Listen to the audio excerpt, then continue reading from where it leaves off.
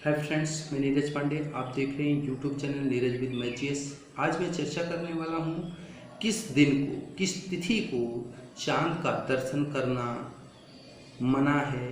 चांद का दर्शन करना माना जाता है कि अगर उस दिन हम चांद को दर्शन करते हैं तो हमें भविष्य में कलंक अवश्य लगेगा। वह कौन सा दिन है, वो कौन सी तिथि है जिस तिथि को चांद का दर्शन करने से कलंक लगता है। जैसा हम सभी जानते हैं कि चांद का दर्शन करना हमारे लिए सुखदायी होता है, लाभप्रद होता है, लेकिन एक ऐसी रात्रि है जिस रात्रि को चांद दर्शन करना हमारे लिए भविष्य के लिए संकट होता है। तो कौन सी तिथि है उसके बारे में आज हम चर्चा करेंगे।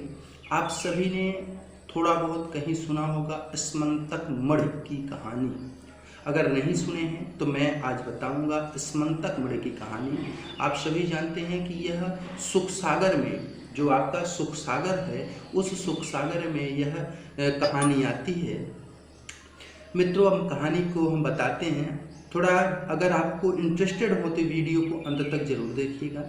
देखिए, एक समय की बात है कि एक सत्राजित यादव नाम का एक व्यक्ति था जो भगवान श्री कृष्ण के राज दरबार के अंतर्गत आता था, उसी राज्य में रहता था। वह भगवान सूर्य का बहुत बड़ा भक्त था और भगवान सूर्य की ऐसी उपासना उसने की कि भगवान सूर्य उस पर प्रसन्न हो गए और उसको एक स्मंतक मणि प्रदान कर दी।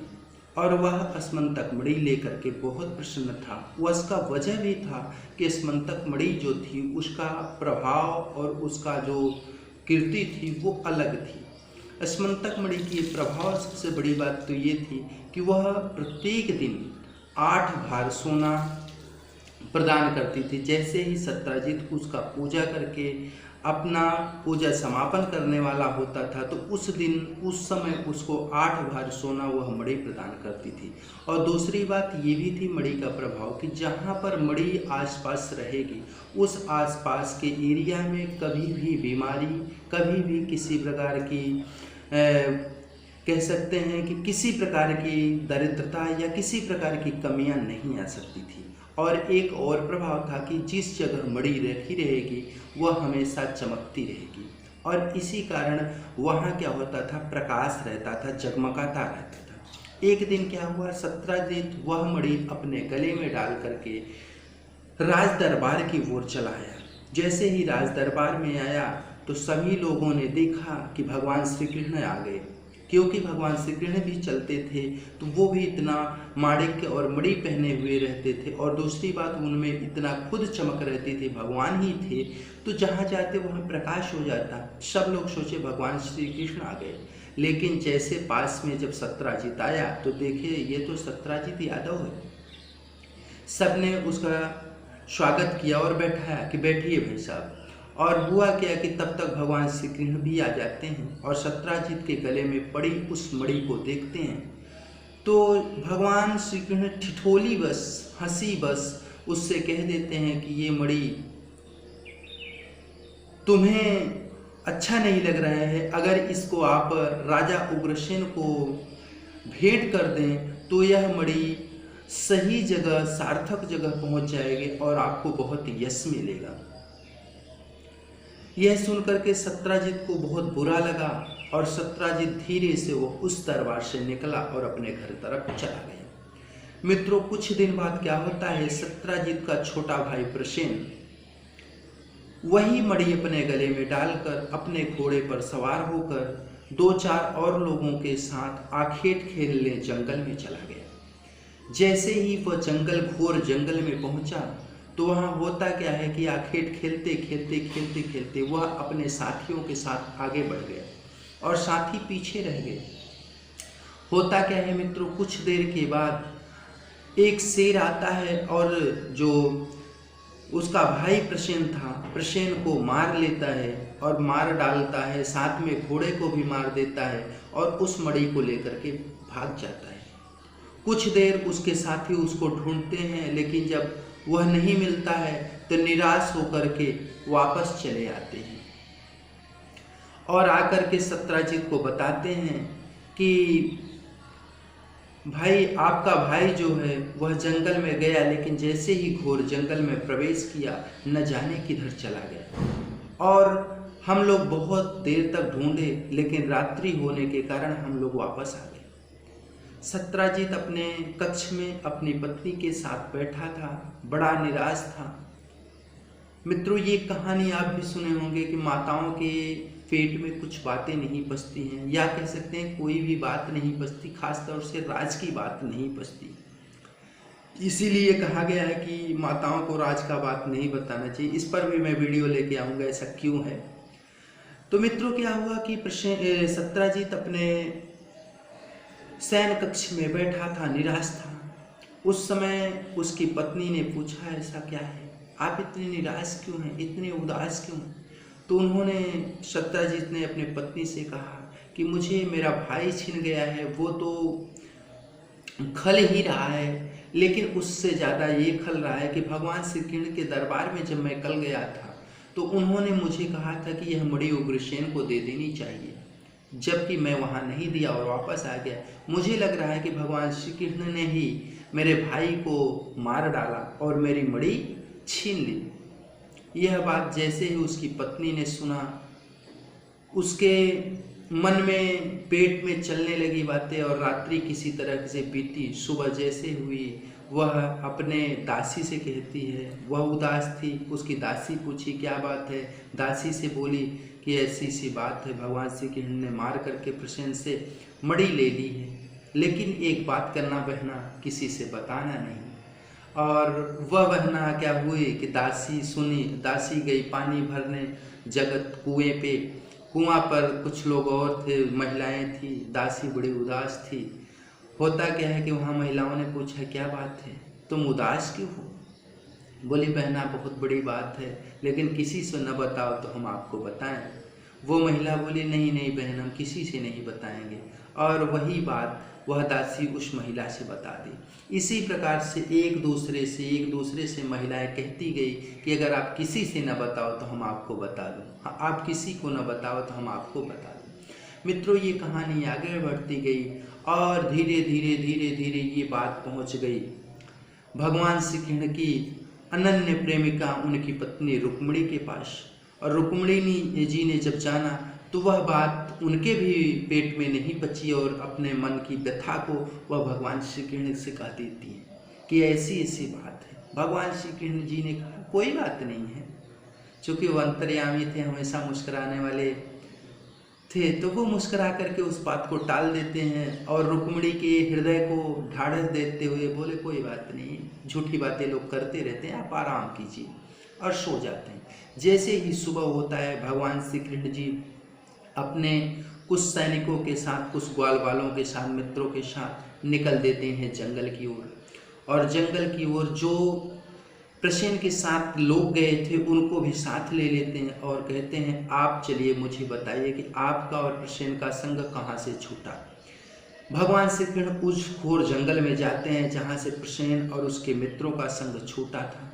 वो लोग बताए प्रभु बस यहीं तक मेरा संग था, उसके बाद प्रसेन अंदर चला गया जंगल में, मुझे नहीं पता किधर गया। भगवान श्री कृष्ण घोड़े की टाप देखते हुए उस तरफ चले गए जिस तरफ प्रसेन गया था घोड़े के साथ। टाप देखते टाप का मतलब उसके पैर का पग चिन्ह देखते हुए आगे बढ़े। जैसे ही पग चिन्ह देखे, जब पग चिन्ह से आगे बढ़ते गए तो देखा कि एक वहाँ पर प्रसेन और उसका घोड़ा मरा पड़ा हुआ है, मणि वहाँ नहीं है। भगवान श्री कृष्ण बोलते हैं एक तो पहली मैंने सुलझा है, लेकिन दूसरी तरफ उलझ गई, अब क्या करें।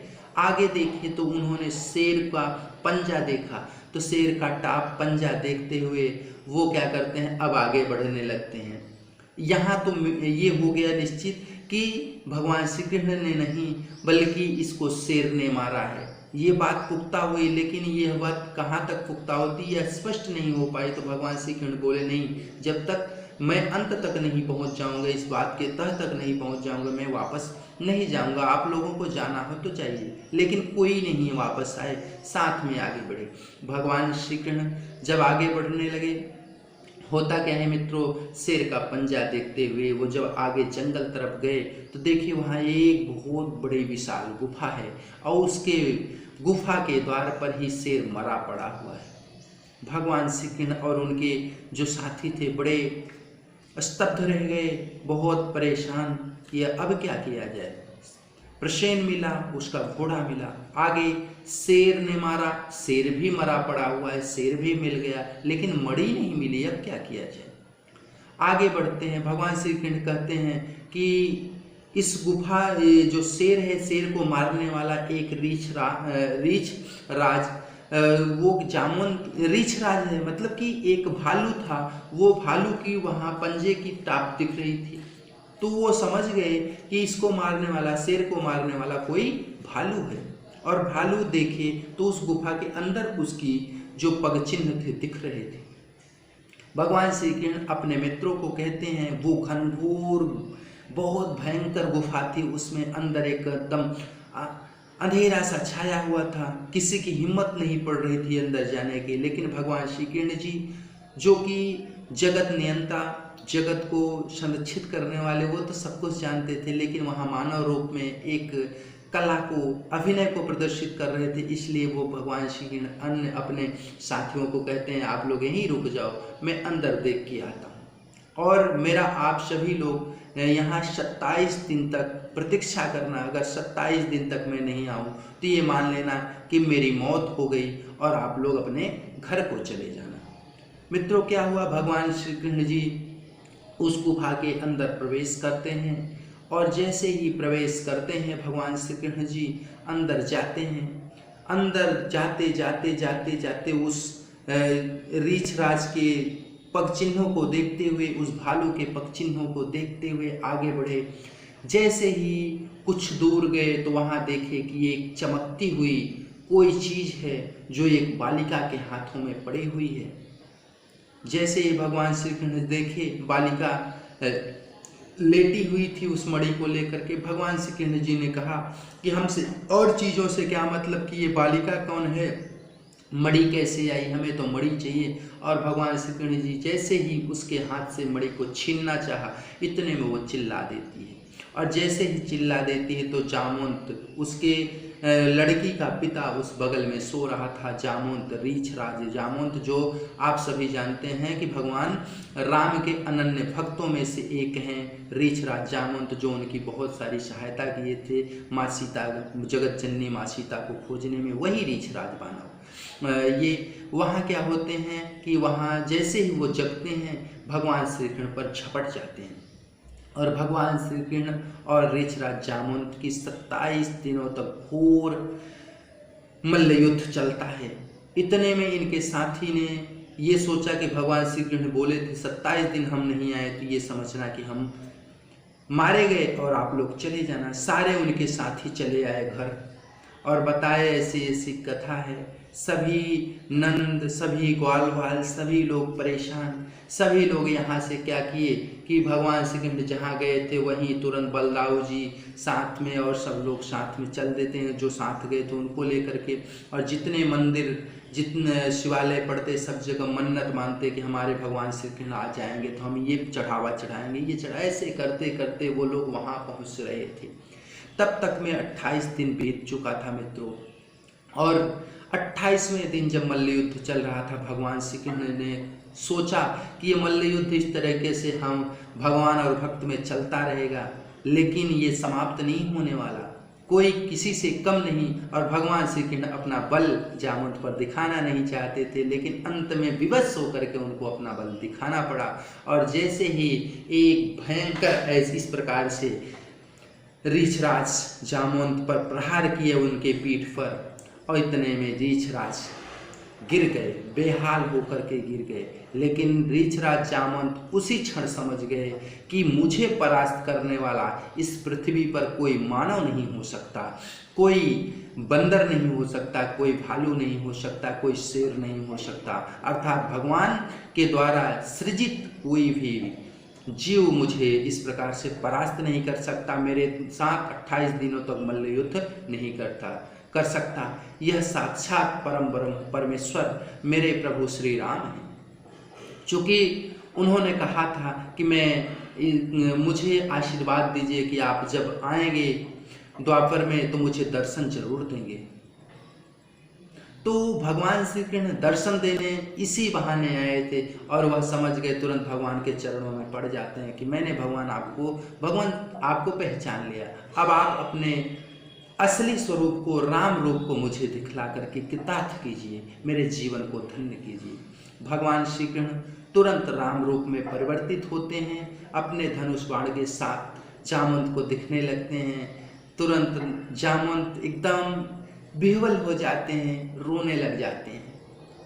चूँकि मित्रों कहते हैं कि जब किसी बच्चे ने अपने माँ से मिलता है, बहुत दिनों के बाद अपने पिता से मिलता है, वह उसकी स्थिति देखने लायक होती है, भावुक होती है। जब कभी आपने देखा होगा कोई फौजी घर आता है तो उसकी माँ और उसके बेटे के बीच उस दृश्य को देखने जैसा होता है, कितना विहंगम दृश्य होता है, कितना उस समय आह्लाद प्रमोद दिखता है, कितना ज़्यादा कह सकते हैं कि भाव से डूबे होते हैं, वो अश्रु बहने लगते हैं, वो क्या होते हैं एक दूसरे की खुशी के मारे क्या होते हैं आंसू छलक जाते हैं, जबकि प्रसन्नता होती है।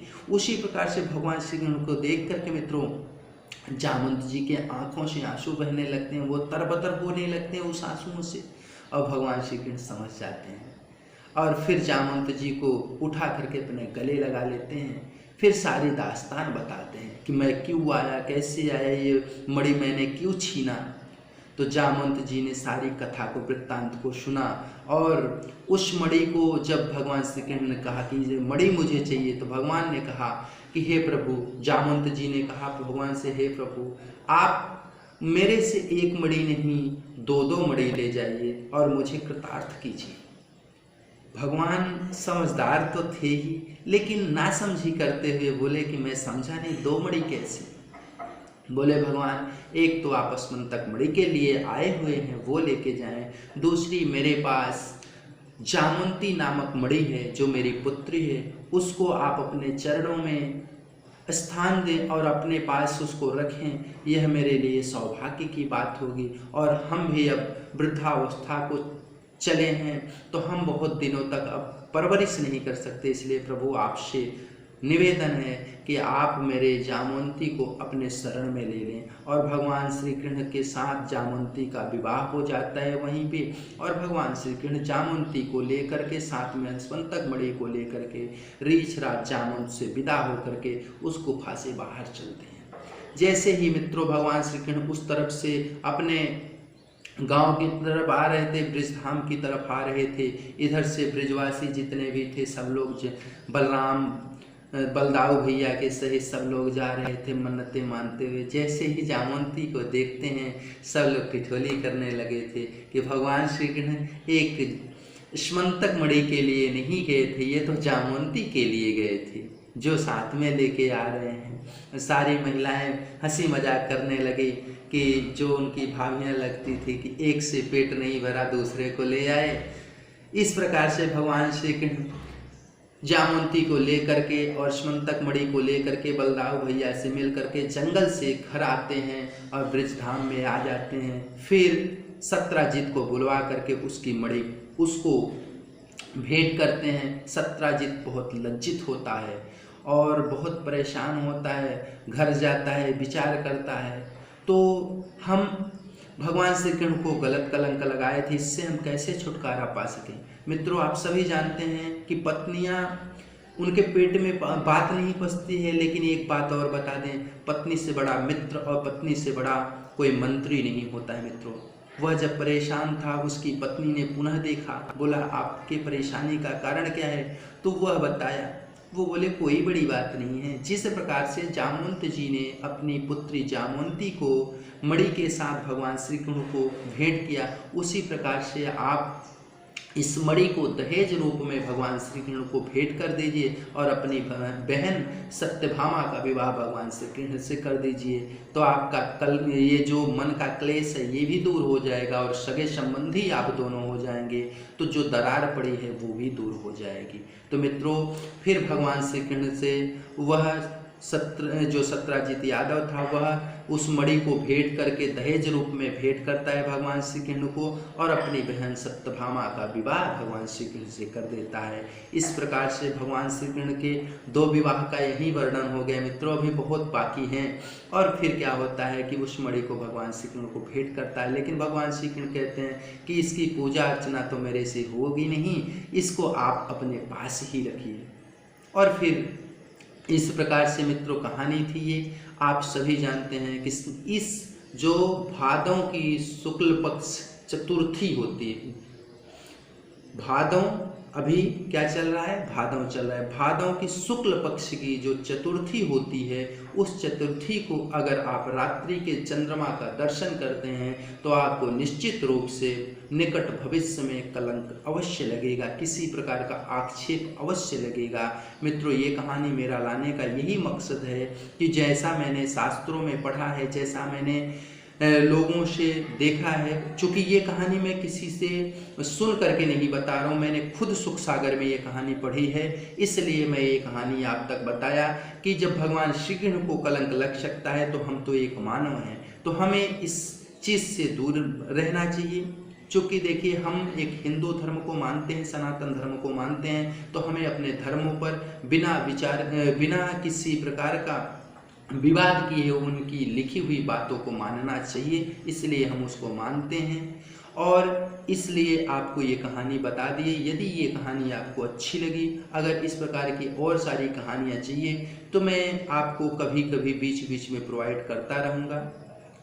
ठीक है मित्रों, अगर ये कहानी आप सबको अच्छी लगे तो आप मुझे, जो हो सकता है मेरे से बड़े लोग इसको देखें, इसको सुने, तो अगर उनको इसमें जो चीज़ सुधारात्मक लगे मुझे बताएं, और अगर इसमें कुछ ऐसा लगे कि मैंने कुछ अच्छा किया है तो मुझे आशीर्वाद स्वरूप कुछ अपने आशीर्वचन जरूर कमेंट बॉक्स में दें। सभी मित्रों को जय हिंद, जय भारत, और मेरे से बड़े लोगों को, पिता तुल्य जितने भी व्यक्ति मुझे देखते हैं, सबको सादर प्रणाम, नमस्कार।